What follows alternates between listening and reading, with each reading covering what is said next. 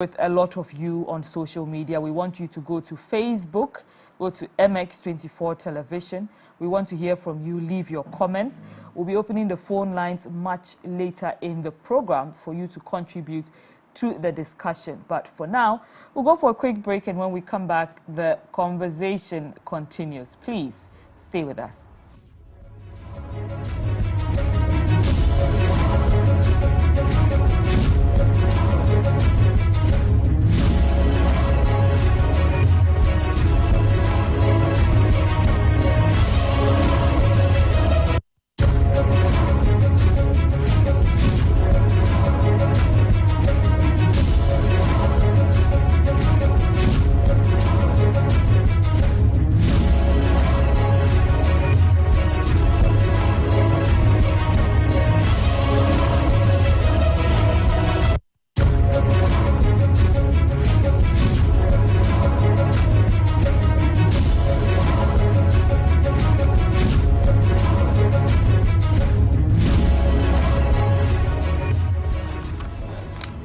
Welcome back to Spotlight on MX24 Television. Before we went on the break, I asked you some critical questions. Is favorable socio-economic conditions of every country happen? Do they happen by chance, or are they achieved through careful planning? Is development born out of conscious choices of leaders steering affairs? Leadership has been considered by many as one of Ghana's major banes and something that continues to draw back its development. We can go as far back as 1957, when Ghana attained its political independence. And since then, there have been heavy expectations on the country, internally and externally. It is common knowledge that we have not been able to achieve these expectations. I believe that's not something anyone's going to argue about. We've continued to lag behind in socio-economic development in comparison to the countries they call our peers, although it's debatable if they actually are our peers. Countries like Malaysia, Singapore, and others. Are they actually our peers? I'll be hearing from you, the viewers, later in the program. Please draw near to your television sets. Ghana has a lot of natural resources, which are supposed to be a very significant determinant of development. One of the things that countries can fall back on to push development. Ghana has in abundance, and yet we continue to be held back in our ability to harness all of these resources into development. Meanwhile, there are countries with very little natural resources. For example, Italy, Hong Kong, Belgium, who have little to no natural resources and yet are able to spearhead and push their development. What exactly is it that Ghana is doing differently? We know that some countries who have developed without natural resources, in fact, it will be rolling on your screen right now, so you should be seeing some of that. There are some countries that have developed without natural resources, and that's Japan, South Korea, Italy, Hong Kong, Singapore, Belgium, Switzerland. There are also some countries with very little natural resources, countries with the least natural resources. There are also countries with very high resources, countries, some in Africa, with very high resources. And then there are countries that developed and became rich using natural resources. So the question there is, can we even tap into our natural resources and be counted among these countries that have been able to become rich through their natural resources? There are also the very poor countries who have natural resources but are still very poor. If you look at the screen, you see Liberia, the Central African Republic, Burundi, and then there's the Democratic Republic of the Congo, Niger, South Sudan, Malawi, Mozambique, Sierra Leone, Madagascar, Comoros, Togo, the Gambia, Guinea-Bissau, and Haiti, also Burkina Faso and Thailand. Let's just go back and look at the countries that have developed and become rich through their natural resources also. These are the countries that have become rich and prosperous through their natural resources. Qatar, where the World Cup is going to be taking place. Macau, Luxembourg, Iran, Brunei. There's also Ireland, Norway, United Arab Emirates, that's the UAE, where all of you are constantly clamoring to go on vacation. Kuwait, and the United States. Now let's look at countries with the most natural resources. There are some countries that have high natural resources, are considered to have the most. China, you look at Saudi Arabia, where we know there's a lot of oil.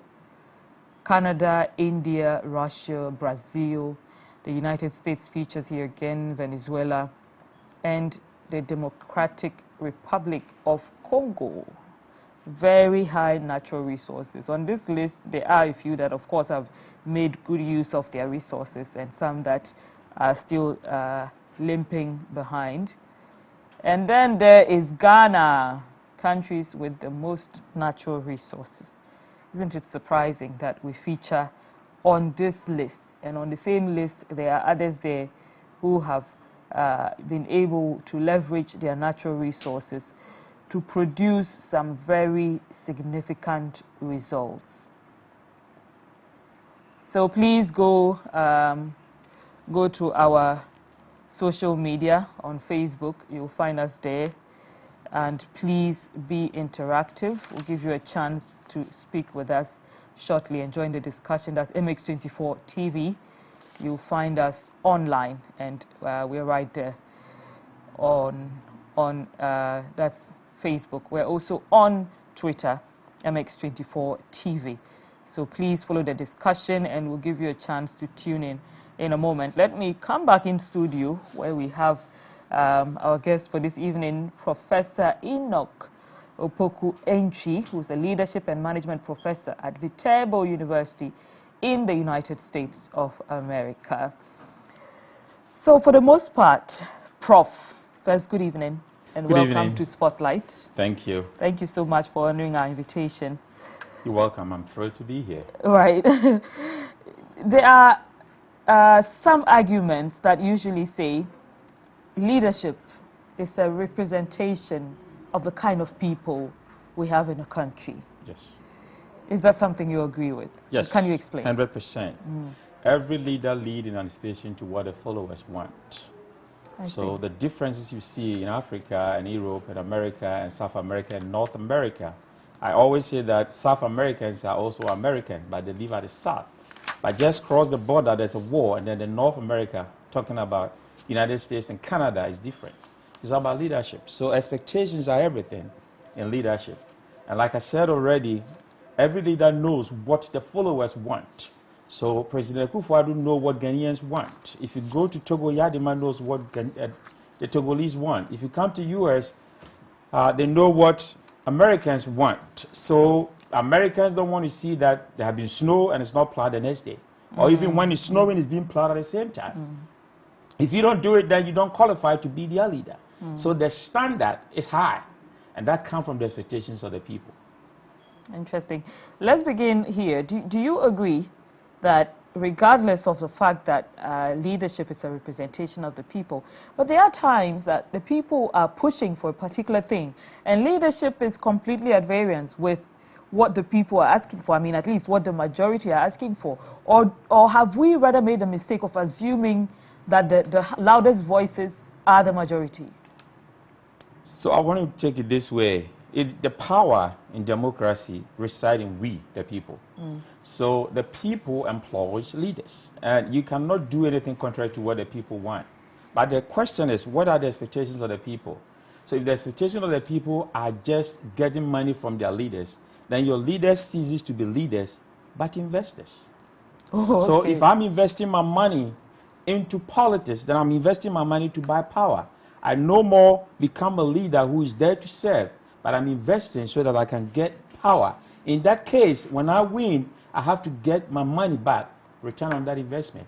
So invariably, we have a lot of investors in Africa who are technically not leaders. That's a very interesting point. They become more investors than leaders, and investors, of course, are trying to recoup Yes. their returns Yes. and make profit on their investment. Because the expectation of the people have corrupted them throughout the inward journey and then the outward journey. You go take money from them, you go take resources from them, all your problems, because we think that politicians somehow are magicians who solve our problems. So from 5 a.m. to 10 p.m., people are trooping to their houses, bringing all kinds of problems. And then where do they get that kind of money from? So you are corrupting them throughout the inward and the outward journey. By the time they assert the power of authority of that country, they are in debt. So, and because of that, they have to recoup their money back. So it looks like there are some fundamental issues in the leadership journey where Ghana is concerned. Yes. So what we've seen now, what you know, you've just explained is more like political financing.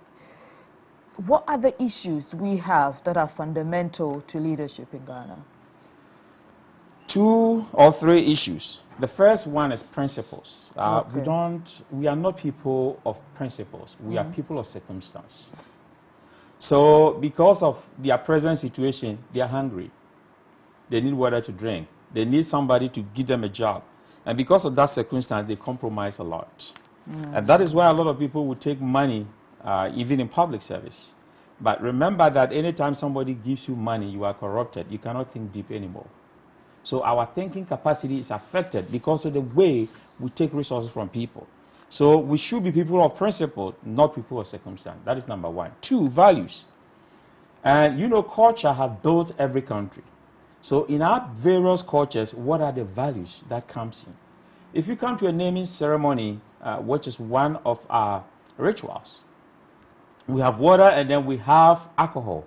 We dip our hand into the water and give it to the child and say that this is water. If you see water, call it water. This is alcohol. If you see alcohol, call it alcohol. Why do we do that?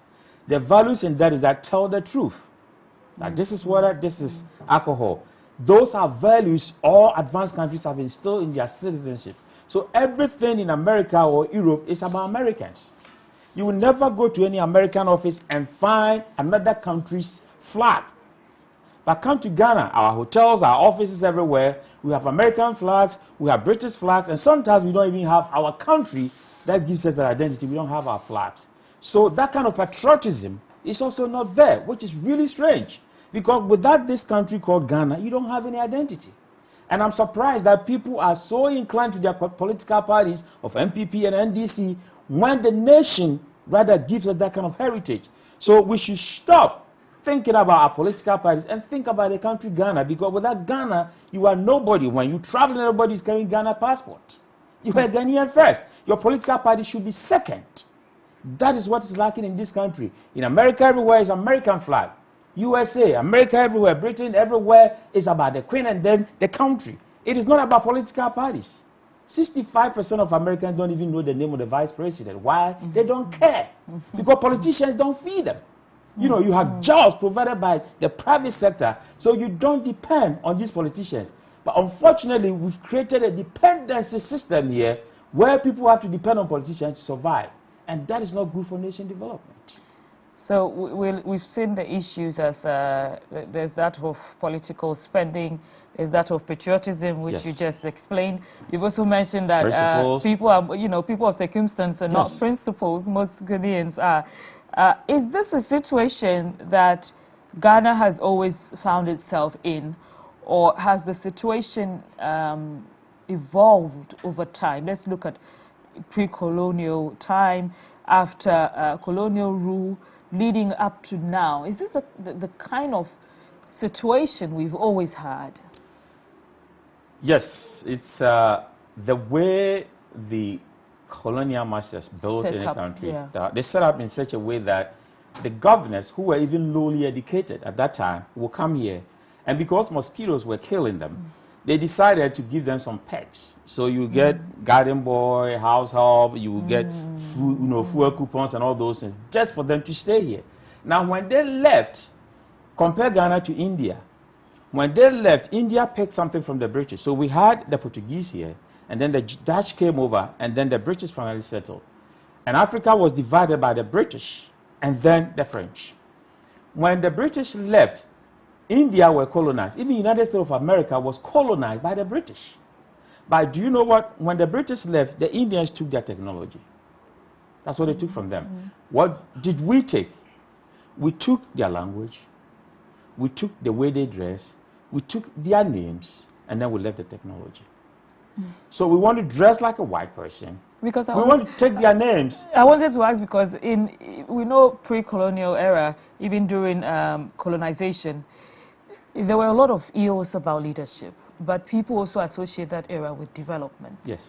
Okay, so if we have been able to inherit all of the negative aspects of that into leadership now, why are we not seeing leadership development as much as in that era? It is a matter of choice. You know, during the time of independence, they thought that building bridges and roads and all those things, harbors and ports, was the ultimate thing. But no, the secret is that building a nation starts with human capital development. And that is where we missed the mark. Human capital development means that the fact that you do not agree with me doesn't mean you are my enemy. So look at after the colonial era, when we started in the 60s, early 60s, when most African countries started having independence. Ghana, of course, had it first in 1957. You can see that even political opponents were being chased and put to jail. Why? Because they don't agree with it. That is where our war started. You know, dissenting views were not tolerated. Up till now, we still have military people. Look at Boko Haram, look at other insurgents, and all those going on. We always have to agree to disagree agreeably. That's what democracy is about. And if you talk about democracy, Africans need democracy the best because we have over 3,000 different languages out of 6,000 languages in the world. And because of that, we need democracy where other people's voice will also be heard. But unfortunately, we are not doing that. We also don't have language development. We've not even developed our language because we have adopted other people's languages. So most of the things that we say in our local language is not in English. It's not in English. Look at white, we know. Black, we know. Well, what about yellow? What is the color yellow in Chi? Yellow, what is the yellow in Chi? Well, I'm not sure. It is the fat of a chicken. Oh, right. So if there's no fat in the chicken, then what is the color? What about green? It means if the leaves of that ahaban or tree is not green, then what is the color? You see the problem? So we not even develop a language. In the 18th century, when the British wanted to develop English, they decided that we are going to use English to conquer the world. And according to a study by a lady called Bragg, what they did was simple. They started developing the English language. And there was a guy, a popular guy called William Shakespeare. He added 2,000 words to the English language. Instantly, he became popular as a playwright. So people should take that mandate up. Let's develop our language because that is key in nation development. Look at the Chinese. Look at the Indians. If you come to America, everybody speaks American language. If you go to the Dutch, the Germans, our languages divide us. And politicians fall into that by making sure that, you know, if you don't speak like me, if you don't talk like me, then you are not like me. You should not vote for me. But we've all been mentored by people who don't look like us and who don't talk like us. The most important thing is the value you get from that person. So we need to develop our language. Very, very important. There's power in developing your own language. Right. But there are a lot of languages when we look at Ghana as a country.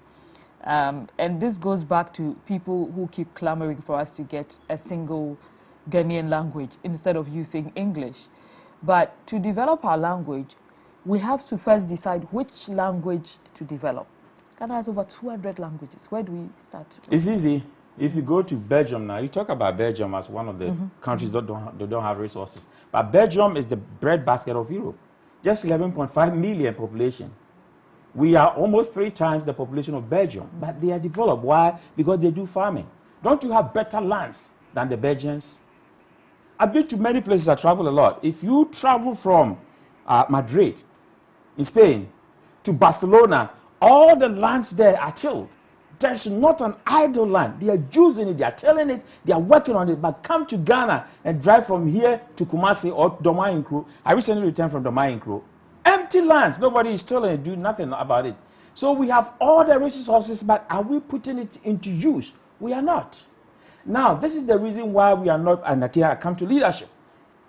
You see, we have a fundamental problem in Africa where public servants do not consume public goods, or we have not allowed them to suffer the way the citizens are suffering. So you have a politician who is a public servant, but will never use public transport, or we don't allow them to use public transport.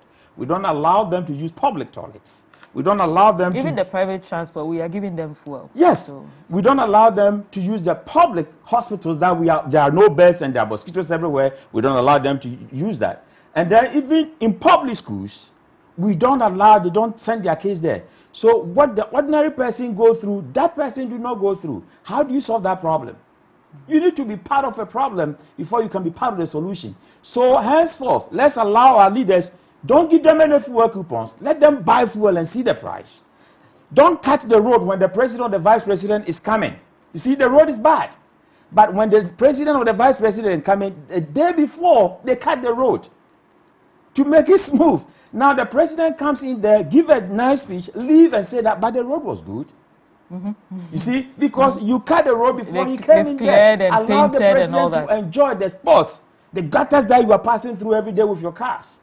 The public, even headmasters and headmistresses of public institutions, Saito and the others, they don't send their children there. You see where the problem is? So if you are not suffering like the ordinary citizen, every information, according to John Maxwell, leadership is lonely at the top. So every information that comes to you is filtered. You think that is propaganda, but that is the truth. If people are talking about the price of keke, the price of gobe, and all those things, you think that is the opposition propaganda. And that is because we also don't have critical friends in our political parties. If people belong to a political party and they criticize the party, they will think that you are destroying the party, but you are helping the party. Because if I'm going wrong and I have a wife and my wife is not telling me you're going wrong, does she love me or she hates me? And that is exactly what we see in our political parties. People cannot even criticize their own political parties. But the other side of that is that people argue that politicians need more power and parties need more time to effect the change that we want them to effect. For example, 4 years is not enough for a leader or a political party to bring the kind of change that they have promised to bring.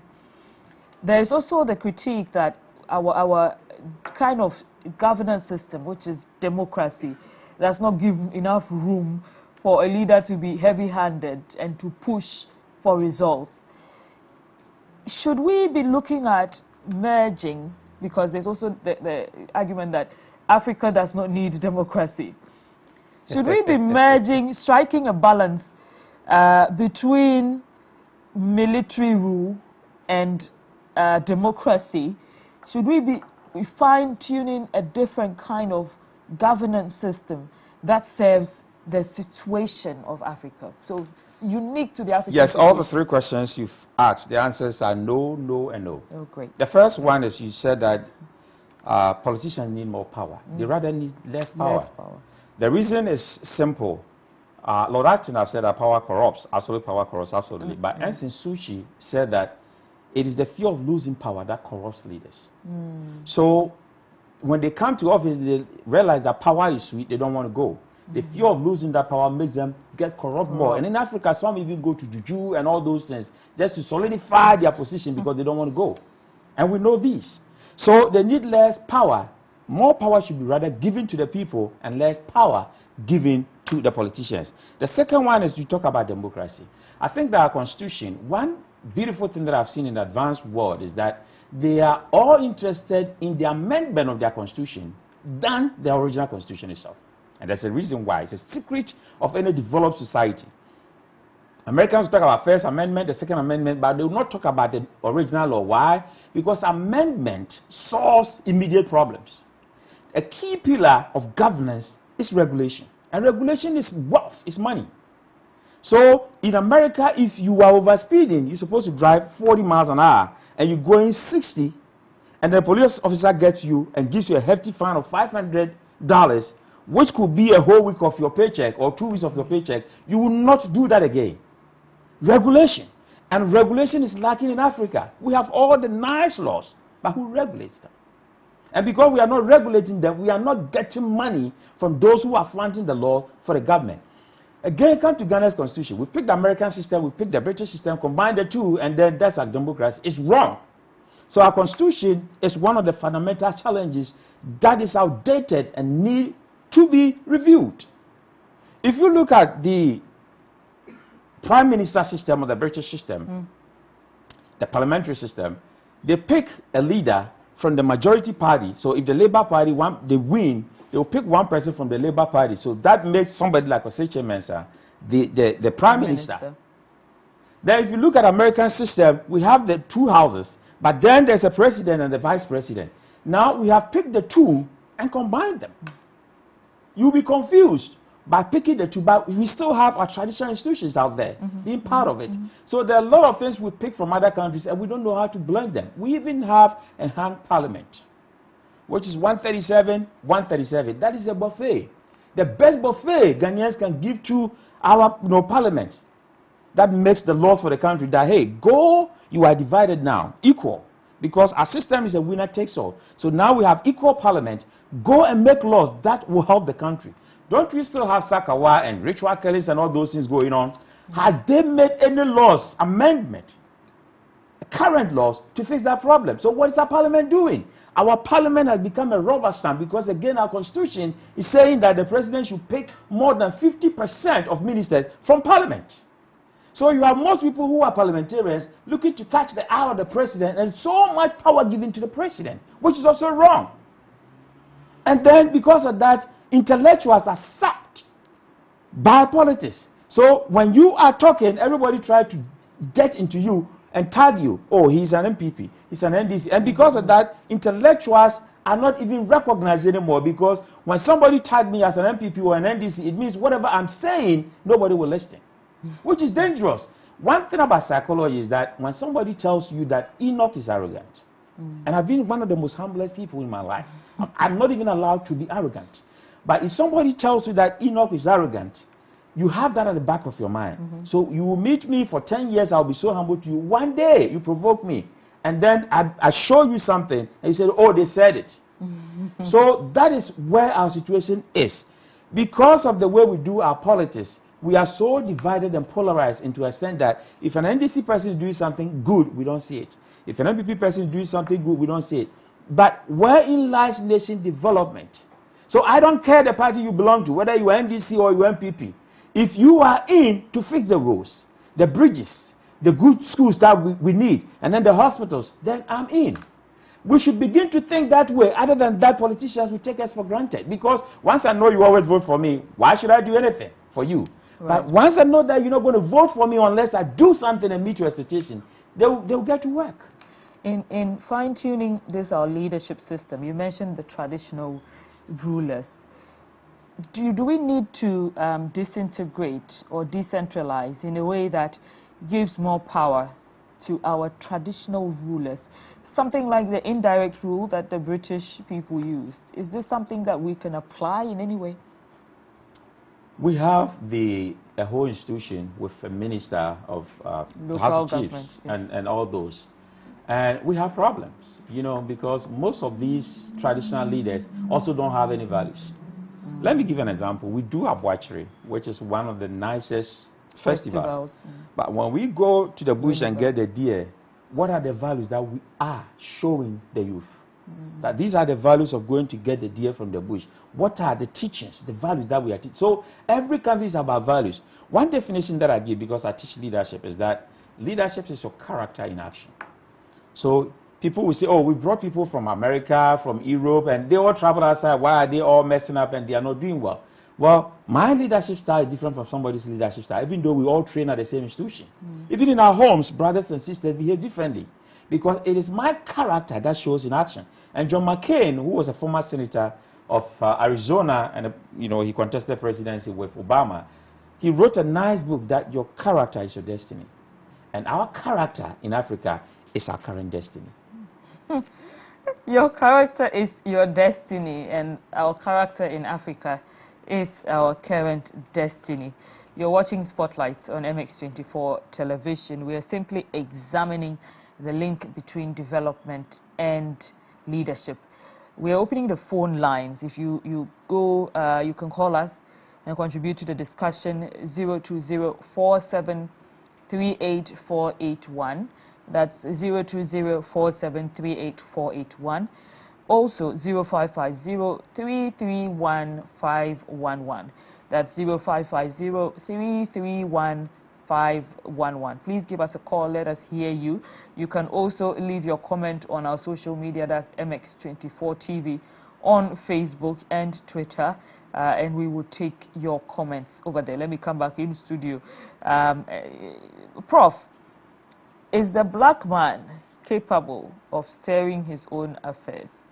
We know that Kwame Nkrumah gave this rousing speech on the eve of independence, even before that, psyching the people, psyching Ghanaians, that we are capable of managing our own affairs and leading our people and our country into the desired development that we're looking for, and counting ourselves among the countries in the 21st century. But here we are, well humble, very, I mean, our own pronouncements have humbled us, because we are in a position where it's hard for us to justify the things that we have said and promised against the things that have been achieved. But I'll come to you in a moment. We have from Dansuman. Hello, good evening. Hello, hi. Sorry, Dakuman rather. Your name, please. My name is Akriku. Great. Let's hear you. I'd just like to say a very interesting show and well spoken, the man. But we keep speaking after how ineffective or inefficient it is. Why haven't stakeholders made inroads into addressing the Constitution so that we can look at the problem from the root cause? Because I believe that most of the problems stems down to the Constitution. So if we have what we call these old heads who are not trying to address the problem at the root cause, instead of doing demonstrations about the ineffectiveness of this attack, why don't we attack the problem at the root cause, which is the Constitution? So what does that do? What I think that I'm doing in that regard. Thank you so much. Let me come in studio. Hold on. If you can just note that down. We have another call. I want him to just ask his question so you can take both. Eric from Kumasi. Good evening, Eric.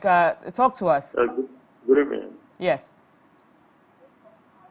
Hello. Eric, we are listening. Yeah. Good evening. Yes, please proceed. In fact, I'm very, very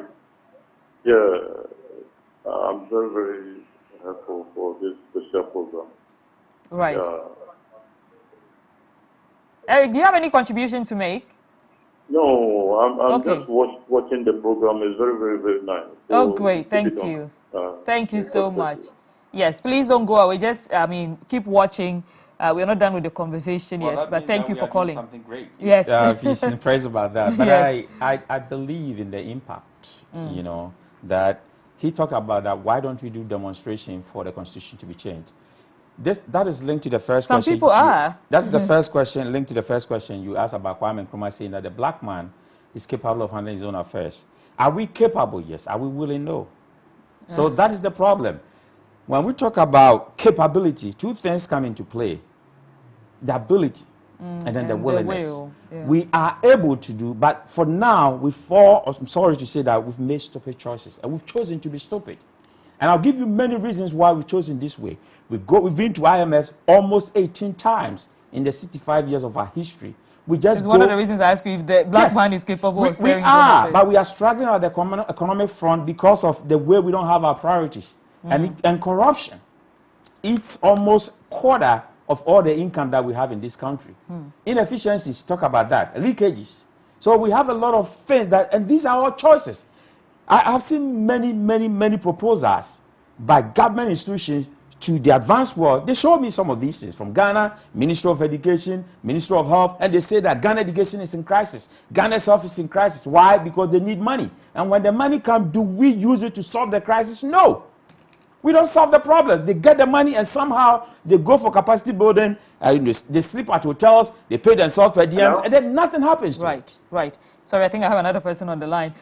Sorry. Good evening. Yeah, good evening. Yes, where are you calling from? Yeah, Gideon, I'm calling from Chema, from 7. Yes, please talk to us. Yeah, you are doing very, very good. And I like the man in his speaking sense. And one thing about Ghanaians is that we are just feeling day and day out with our leadership. We are not speaking the truth to our people, and we are not giving the best opportunity for the young ones to develop their talent. Look at our current economic situation. Things are falling apart, and politicians are enjoying. So some of your panelists, like this man who is speaking sense today, we need some of them to contest, to come to Ghana and contest these politicians, so we are political parties, so that this NPP and NDC will be out of this country. Thank you. Thank you so much. But are you, first of all, do you belong to any mainstream political party? No, not. Because if he's condemning you, condemning them and asking you to contest, what if you're contesting on, on their ticket? Not now, but you know, I saw a guy saying that the same way that oxygen is to fire is unemployment to insurgency. I see. We have massive youth unemployment. From Zimbabwe, 90% youth unemployed, to Ghana, where we have about 35% of the youth unemployed. And the devil tempts idle hands. Yeah. So if we don't take care and provide jobs for these youth who are idle, some have finished university 7 years, 8 years, 5 years, and they have to go back to mom and dad to get some change so that they can buy gobe or kenke to eat. We don't even have jobs for them. You know, that is not... Akufo-Addo came the same time Joe Biden came. America has been able to provide 11.5 million jobs. That is the entire population of Belgium. And how many jobs have we been able to create? You know how this job creation is done in America? We mix academia to the private institutions and then with the student. So we do something called, you know, $1 Million Cup, where every Wednesday, students from cities at every university will come together, and I teach entrepreneurship too. They come together and then they'll pitch ideas. This software, this music thing, this a whole lot of things. And then the world of work, the workforce will say that, well, I can help with some resources for this kind of idea. And then we also look at where that we give them business plan, marketing plan, and all those things. And boom, they will pick about 12, 20 people of their colleagues, and they form a business. So a small town of about 10,000 people will have about 2,000 different jobs there. Wow. That's how. So you don't have to wait for Toyota to bring a factory, but there are software, there are many things that students can do. But our education is such kind of rote learning. Just learn through poor pass, and then you go. And that is not learning, because if you look at the Bloom taxonomy, membrane and definitions at the bottom, that is not learning. If you look at how people synthesize situations, evaluate situations, and analyze them, and then create something, because education, learning, is not for consumption. It's for creation. So if you are not creating anything with the consumption of knowledge, then Houston, we have a problem. Kumasi, we have a problem. Techiman, talk to me. Hello, good evening. Yes, good evening. I love this man so much.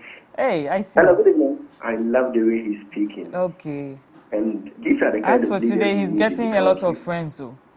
These are the kind of people we need to govern our country. I see. But my only worry is, I'm not so grown. I'm a young guy. We've had some before in this country. You quite remember, in the year 2016, or even the years preceding, the president Nana Addo Akufo-Addo said similar things. I see. Upon several debates, he said so many things that this man is repeating this day. Okay. But let's see. He became the president of Ghana, and we are seeing absolutely nothing. Right? And that's my worry. When people sit on the television and other stuff, they say brilliant things that you can relate to. That if they are being put in place, we might see a better Ghana. Thank you. But when they get into power, things the story becomes different. Yes. That's why I was telling you we've had some before. He becomes a great leader one day. Right. Thank you so much. If you wouldn't mind, I would like to have his contact to communicate later. Okay. Just leave a comment on our Facebook. We'll send you the contact later. I definitely understand. I understand the frustration of the caller. Yeah, 1 minute. I have another caller. Hello? Hello? Yes, please. Your name and where you're calling from? My name is Kerry. I'm calling from Western Region. Kerry. Okay, great. Talk to us. Yeah, my name is Kerry. Calling from My name is Kerry. I'm calling from Western Region. Yes, we're listening to you, please. Yeah. You see, I'm so fascinated and then impressed about Prof. submission. Okay. Yeah, I'm saying I'm so impressed and fascinated by Prof. submission. He seems to be very knowledgeable, but the issue is... can you turn down your TV set? Across into the country. some issues and some, documents that can help turn the country around. Right. Right. Thank you. We hear you. Can you turn down your TV set? We are getting some strong feed there. Thank you so much. Is it better now? Yes, please. Yeah, I'm saying that I'm so fascinated about promotion. It's very knowledgeable. Okay. But my problem is Ghana. It seems that we are not disciplined. We lack discipline in every situation in the country. When you go to all the sectors, it's full of indiscipline. Very, very bad. So I'm pleading that if you can, where he's coming from in the United States, you can come together with other people there, trying to, canvassing for some sort of, discipline, and then they push it onto the country. And then sometimes it's also necessary that he come and then in his small way, he organizes fora, and then, talking to people for people to get themselves, abreast with what is really going around, what is going around in the country, so that we can have, institutional self-discipline. We change our attitude. Thank you so much. Thank you. We're grateful for your call. Let's just come back in studio and continue our conversation. Do you have any political ambitions? You're telling you to... not yet, but I'm a patriotic citizen, and I believe that in Ghana. I believe that with all the wonderful resources in our bellies, there's nothing wrong with our environment, our culture, or everything. I have a friend who is an entrepreneur professor. His name is Benzuge. And one day he asked me, what is the weather in Africa like, in Ghana specifically? And I said, we have just the dry season and the wet season. And he said, God has not been good to us. Because it snows in Wisconsin and Minnesota and South and North Dakota 9 months out of the 12 months. But only 3 months, they cultivate corn and legumes and then ship the rest to us. When we have a whole 12 months to cultivate everything, and the leaders will not lead that. I don't understand. And then you come to them begging for money and resources. If you go to Britain now, Britain should rather be a third world country, not Ghana, because they don't have any resources. They have only wheat and sweet potato. That's the only thing they produce there. And yet we go to them for loans. Now, when God created human beings, what you will eat, you have to go hunt for food. What you use to cover your nakedness, you have to look for it, else the hazards of the weather will kill you. And then you need something, a shelter. These are our instincts of survival. Now, if somebody is giving you money to feed you, to clothe you, and to shelter you, that person has taken your brain out of you. There's a book by Glenn Sunshine called Why You Think the Way You Do. The way we think in Africa has been designed for us by some people. It is time for us to break ourselves from that shackle. So you're saying we can teach people how to think? Yes. So, okay, we do that. It's time to teach them to think differently. In America, what we know is simple. Money do not solve problems. Ideas solve problems. So we don't throw money at problems. We throw ideas. So when there's a problem, it's like, what's the next big idea? What's the best idea to solve What's the next big idea is what we're looking for, not money. Please stay on that line for me. Awal from Tamale. Good evening. Good evening, Awal. Talk to us. Yes, I'm very much impressed with Professor. Hey, Professor. And I think Ghana, we need this kind of people to be the technocrat. If you look at the system that we are managing, politicians have overwhelmed the country. Right. If you are not a politician, your voice cannot be heard, or you cannot contribute to any policy or any developmental program in Ghana. And that is very wrong for our country.